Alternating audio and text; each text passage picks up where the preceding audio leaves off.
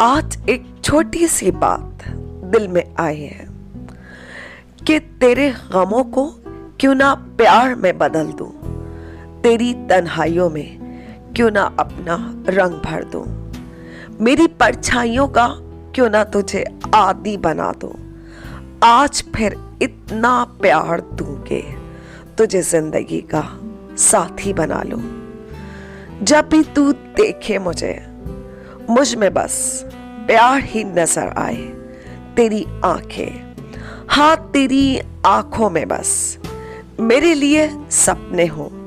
जब देखे तू चांद को और फर्ज ऐसा करेगे, चांद आसमां का हंसी या चांद जमी का हंसी, मुशाबा करे फिर कहे के हुस्ने जाना से ये चांद हार गया।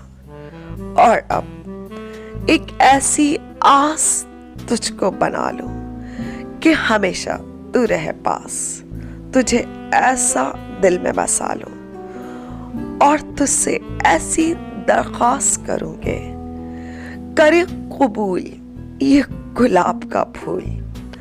और हंस के आज हाथों में दे के हाथ, बाहों में लेके यूं साथ, रूह की आवाज बन जाओ, कुछ इतने करीब आओ कि खास बन जाओ।